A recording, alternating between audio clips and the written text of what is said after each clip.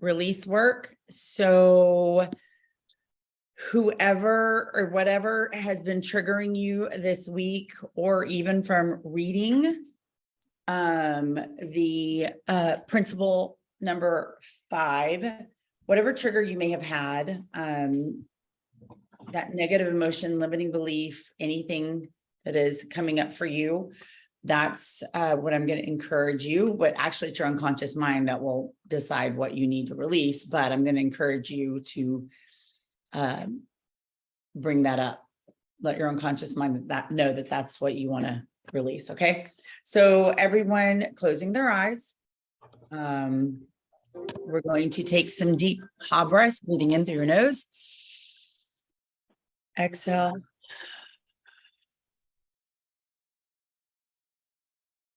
Good again.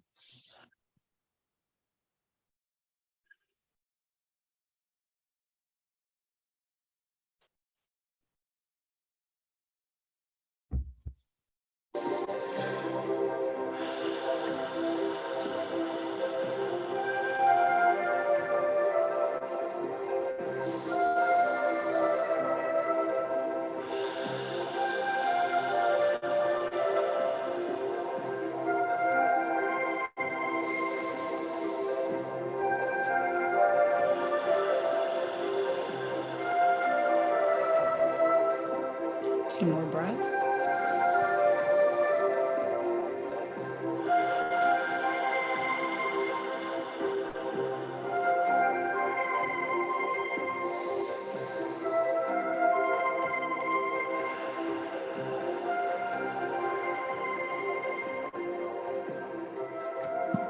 Good. Now I want you, just breathing normally, I want you to ask your unconscious mind to bring up that negative emotion, limiting belief, so that you can become consciously aware of it today, and that it will release easily and effortlessly. Just whatever that negative limiting belief is that you're feeling, and just tell your unconscious mind it's time to release that and for you to be consciously aware. Good. Now I want you to have your unconscious mind take you back to the entry point, the root cause of the negative emotion where that baggage was created. Taking you back there now, whether it was before, during, or after birth. Good.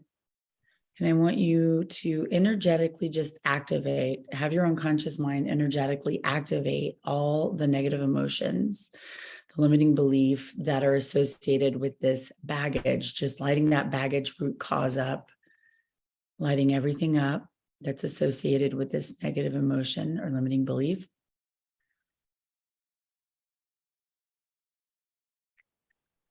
Good. Now I just want you to pay attention to as it disappears.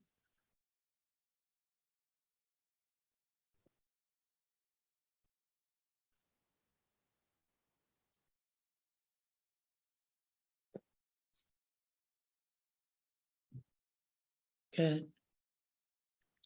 Just have your unconscious mind preserve all the learnings so that they'll be there for you in the future when you need them. Nice.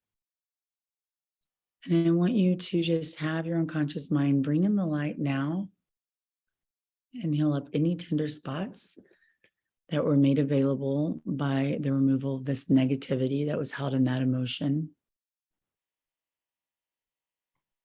Good. And now what I'm going to do is I'm going to ask each of you to think of a positive emotion, a positive focus that you have taken from reading Principle 5. And I want you to remember a time when you felt that positive focus, that positive feeling. And I want you to remember a specific time.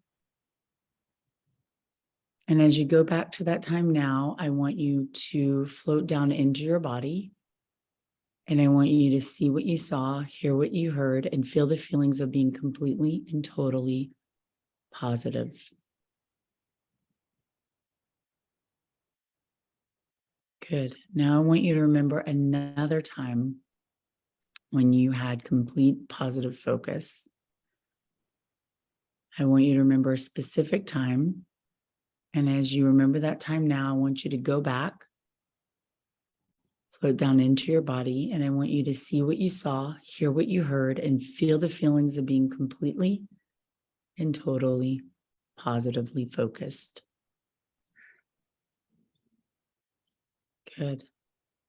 Now I want you to remember one more time, one other specific time when you were completely and totally positively focused. And as you remember that time now, I want you to go back, float down into your body, and I want you to see what you saw, hear what you heard, feel the feelings of being completely and totally positively focused. Good. And as you are looking and hearing and feeling that moment now, I want you to float out of your body and looking at yourself now. I want you to take that internal representation of yourself being positively focused. And I want you to take that IR, internal representation, and float out into the future, an unspecified time in the future on your timeline. And I want you to drop that positively focused version of you into your timeline. And I want you to take 4 deep ha breaths and breathe mana, which is energy and life, into that version of yourself, that goal, that future goal.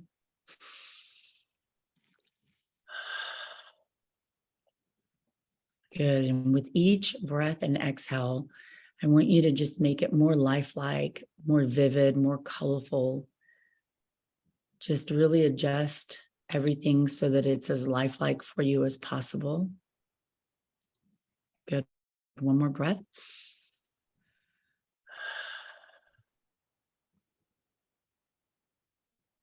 Good. And now I want you to float back into your body. And when you're ready, come back into the room and open your eyes. Only when you're ready.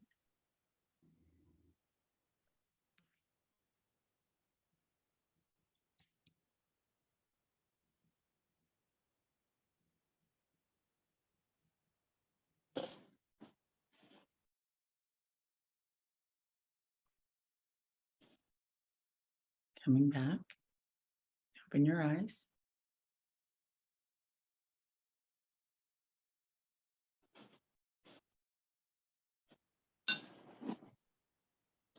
Cool.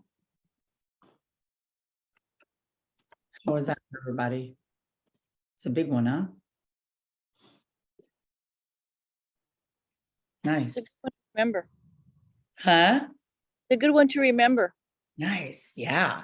So what we did a little release work, but I also installed an anchor for you guys. So we installed an anchor of you being positively focused and put it into your future.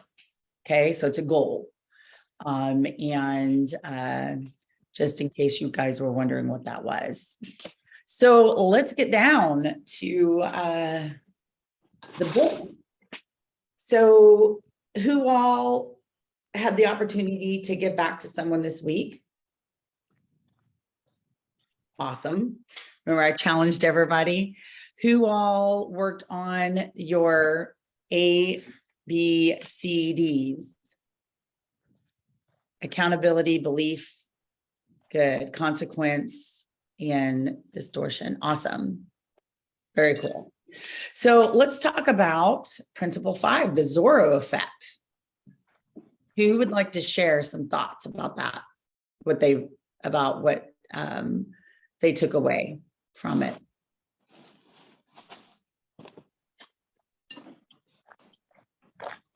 Okay, Mr. Jason.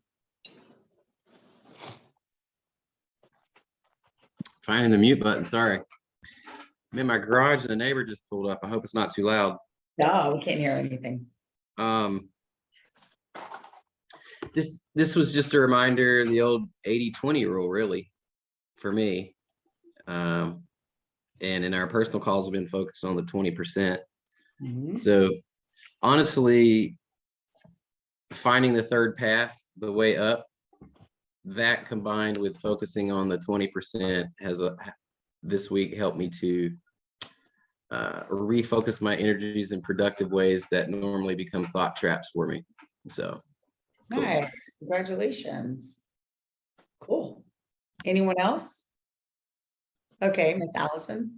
Yeah, so for me, this Zorro effect spoke to me, made me like self-aware. Where am I losing my time? And to help regroup. So it helped me really focus and hone down what I needed to do to start and stop beating myself up for not doing what I needed to do down the road, but just get that done first. Take one step at a time. Yeah. And that's why I really like the Zorro effect. I have to keep going. I write that down, Zorro. Very first thing. Yeah. Nice. Anne Marie. Well, I liked the jerk and the thinker. You know, the jerk, you know, and that's the part that's just emotional and pretty irrational, but the thing that happens first. Right. Thinker is when I pause. Yeah. And I kind of look at the situation like, is this real? Is this really important? And can I control it? And if I can control it, then control it. If I can't control it, maybe just step away. So I like the tag words for the jerk and the thinker. And, you know, the fight or flight. I know for me and for most people, it's either fight, flight, or freeze. And again, being aware of those three ways of reacting to stressors. You know, I want to be the thinker. I don't want to be a jerk. Been there long enough. Not doing it today. That's my contribution right now. So cool. Yeah, right on. Antonia, you feel like, can you chat while you're walking? Yeah, I liked how it helped me to understand why I turn into a jerk when I'm stressed, and other people do too. It helped me to understand that, you know, I'm not just an idiot. And I really like the tools that it gave to help to deal with that and to counteract that. Yeah. Awesome. And Angela, have you been able to catch up? No, I actually haven't. Okay. My first book club, I'm kicking myself why I haven't attended before. Well, don't kick yourself, but I'm so excited that you're here. So Angela is a client and she's on the West Coast. So everyone in this book club, they always introduce themselves like when they first start and where you're from. And again, I want to encourage everybody to really use the Facebook page so that you guys can send referrals to each other, right? Okay, so Yes. I am going to get into it. I've made some amazing notes. I'm excited. This one really I was like, oh, because one of my favorite books is Emotional Intelligence 2.0. And I'm thinking that might be actually a good one for our next book club. It just kind of lit a fire in me whenever he mentioned the emotional intelligence, right? Not 2.0 and about self-awareness. Well, self-awareness is part of personal competence and social competence, okay? Which I'll get into once we get to that part in the chapter. So some shares I'd like to do with you guys and just kind of talk about. One of the biggest drivers of success is the belief that our behavior matters, that we have control over our future. Yet when our stresses and workloads seem to mount faster than our ability to keep up, feelings of control are often the first things to go, especially when we try to tackle too much at once. If we concentrate our efforts on small, manageable goals, we regain the feeling of control so crucial to performance. So in my coaching with you guys, that's why I do quarterly, right? And that's why I've really been hounding you guys to get your GPS and your 411, look at your top 5, doing page 55 of the shift. And usually on the action plan, for those of you that are breakthrough, we do more than one or two actions that you guys are going to tackle, because there's 2 weeks in between. My mastery clients, we only tackle one to do because of this. It is proven if we try to do too much and get it done, we don't finish everything we're supposed to. Which is, then he talks about feelings that we are in control of, that we are masters of our own fate at work and at home, is one of the strongest drivers of both well-being and performance. They found that greater feelings of control at work predicted greater satisfaction in nearly every aspect of family, job, relationships, and so on. People who felt in control at work also had lower levels of stress, work-family conflict, and job turnover. I'm almost 100% positive. I've asked all of you guys, what can you control? What can you not control? What are you trying to control that you shouldn't? And what are you not controlling that you should? Right. And so it's kind of funny, whenever I was reading this principle, I'm like, I always, ask you guys that question, and it's true. And so sometimes though, when we read it in a different, context or a different way, sometimes it makes more sense. And I love his metaphors, or not even his metaphors. I love his examples. He tells a lot of stories, which that's how a lot of people learn, by stories, right? And I like the internal locus of control, the belief that their actions have a direct effect on their outcomes. People with external locus, on the other hand, are more likely to see daily events as dictated by external forces. So those are the victim. It's being victim versus being accountable and responsible, right? It's easy to see why the former is more adaptive in work situations, because if, for example, you're passive for promotion, you can say, oh, they don't recognize my talent, right? Instead of saying, okay, what am I not doing that I should be doing? What do I need, and asking for feedback. How can I grow? What is it that what is it that you see are my strengths, and what do you see that are my opportunities for growth?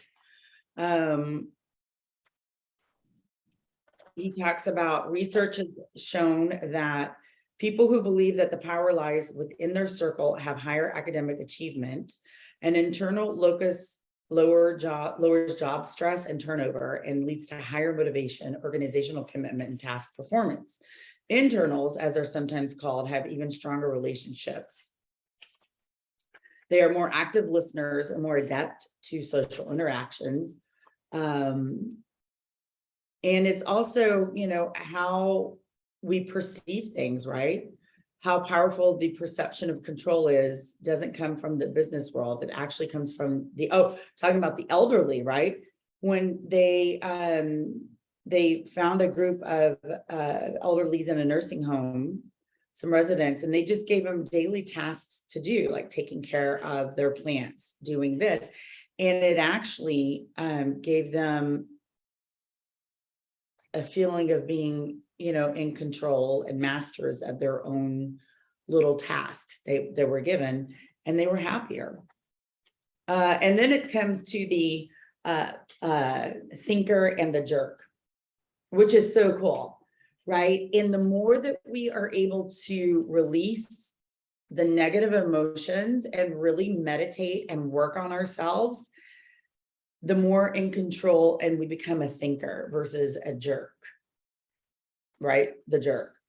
How many of you, since you've been working with me and we've done, we've really worked on your mindset and meditating and really, started putting forth the effort of taking care of yourselves, how many of you guys have noticed a difference in moving from that knee-jerk reaction to really thinking and pausing first?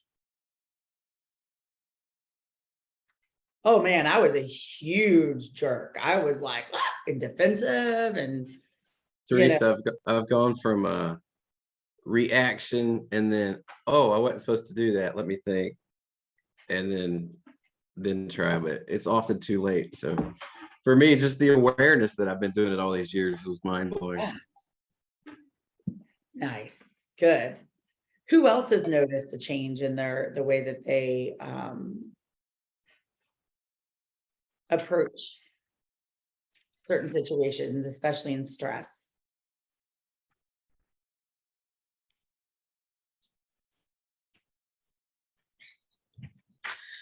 Well, I have found that I recover from it. I get back and get my mindset back in control much quicker now. Cool. Yeah. I lose, but I get it back quicker. Nice. And that's why I think, for the next book club, Emotional Intelligence 2.0 is the book. Because how do we change that? Right. And it is having emotional intelligence, right? He talks about having more self-awareness. And so I'm going to do the whiteboard really fast so you guys can see. So with emotional awareness, okay, it is, oh dear, help me. Oh Lord. I'm just going to do P, personal competence, right? And with personal competence comes awareness and self-management.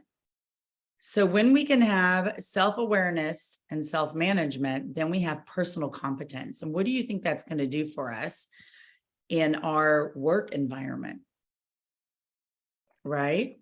And then it also goes on to social competence, which is when you're socially around other people, when you've got the self-awareness and the self-management, you're more aware of how other people are feeling, right?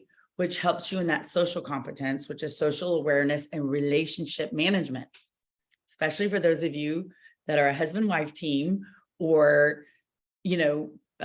mother-son, father-son, like if you're working with someone that you're in a relationship with, or maybe even not. So I'm just going to read a little, read a little from Emotional Intelligence, because I think this is really cool and you guys will get something from it. Self-awareness is your ability to accurately perceive your own emotions in the moment and understand your tendencies across situations. Self-awareness includes staying on top of your typical reactions to self-events, challenges, and people. So a keen understanding of your tendencies is important. It helps you quickly make a sense of your emotions. A high degree of self-awareness requires a willingness to tolerate the discomfort of focusing on feelings that may be negative, which is why we do the release work and we talk about it. Self-awareness is not about discovering deep, dark secrets or unconscious motivations, but rather it comes from developing a straightforward and honest understanding of what makes you tick. People high in self-awareness are remarkably clear in their understanding of what they do well, what motivates them, and which people and situations push their buttons. It's when you have it, it makes the other emotional intelligence skills much easier to use, right? And self-awareness is important for job performance, that 83% of people in high self-awareness are top performers. So 83% of the top performance, they've got self-awareness. So I just thought I'd share that little bit. Oh dear, how do I turn that off, Arian? Close whiteboard right there. Duh. Okay. What do you guys think about that?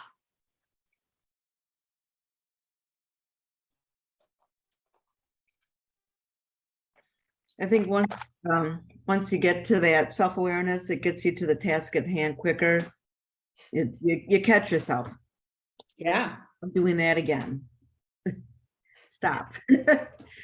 Well, and also how important is this going to, could this be even in what you do in real estate? Yeah, Yes, it saves okay. time. It saves a lot of time when you're like, oh, no, I'm doing that again. I gotta get back to what I'm supposed to. You stay grounded. well, and when you're dealing with other people that are jerks and not mentors, right? No. I was gonna say that's one of Jerica's strengths that I'm coming to admire is not only can we apply this to ourselves, but we can apply this to our customers and clients that we're interacting with, because a lot of times these are large amounts of money, which that in itself creates stress, which causes some people to act outside of their norm. And simply being aware of that is going to allow me to give them more grace than I have been. Whereas Jerica's always given them that grace. And I just didn't have that ability. But now I'm like, oh, they're just like me. They're just being a jerk right now. Let them cool off a little bit, let logic return, and then we'll get back to having a relationship. And it's a Yeah. superpower I've watched in action, but I never knew why it was working. Now I know why it worked. Yeah, yeah, absolutely. It's what can you control and what can you not control, right? And then so when you realize you can control your emotions, it's getting in touch with your emotions and knowing what triggers you and how you're going to respond to the other person. Because when you know how to respond and how to, handle it, then you're really the one who's in control. They just don't realize that, right? Because when you start to have that reaction with them, you're just being reactive. You're going back and forth. And I love the example about how there are some people, the ultimatum game. How there were some people like, why are you only offering me $2? They got offended, right? And it just made me think of like, whenever you're submitting offers and you're working with agents or clients that get really offended,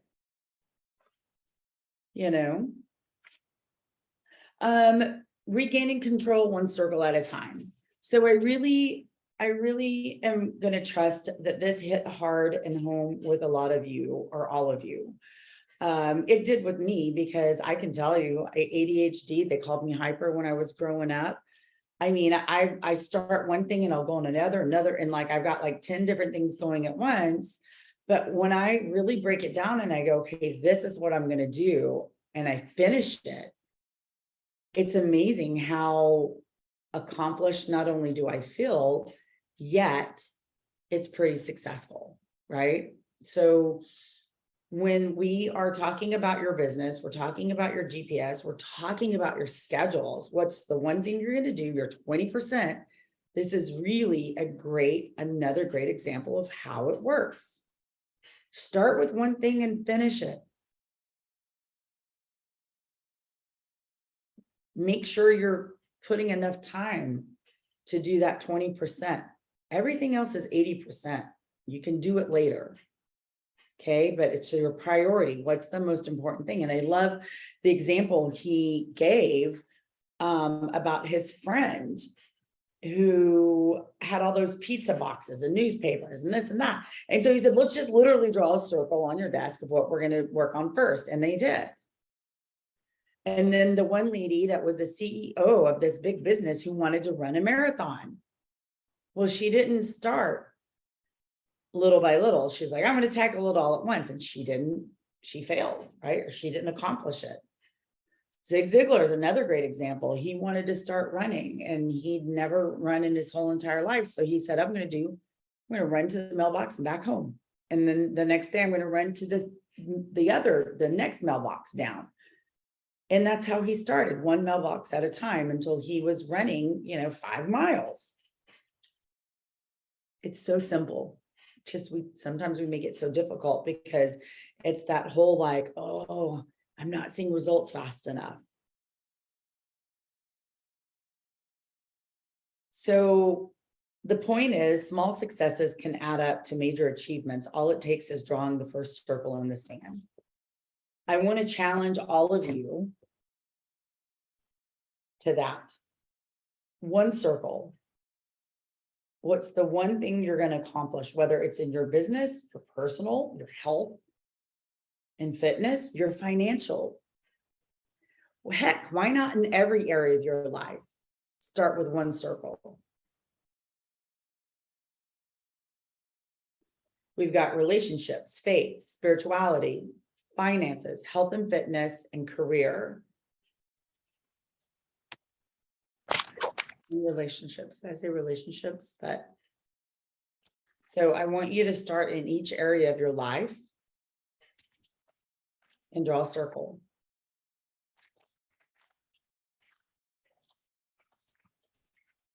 Cool. Awesome.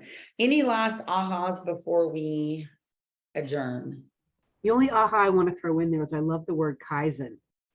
They talk about Kaizen, you know, continuous improvement, the Japanese word. I hadn't seen that word in a while, and it's a great word. Nice. Yeah. Cool. Anyone else? Well, I wanted to mention that when I first started in real estate, you know, I took the Ignite class, I took the productivity coaching, and I did all of the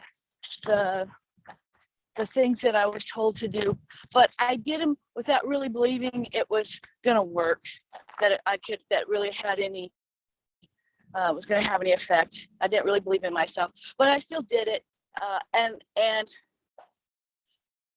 I just kept doing it and kept doing it, and eventually it started to work.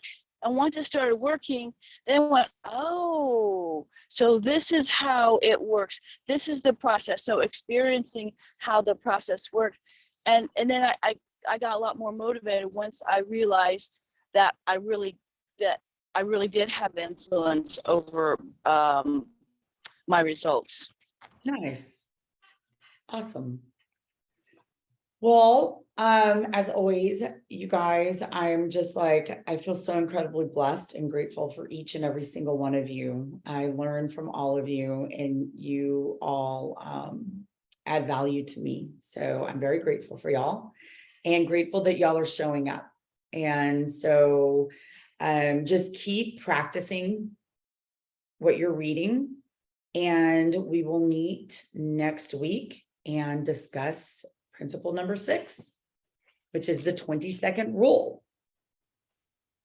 Okay. I will see you guys next week. Love Bye. you. Mwah. Thank you. Bye.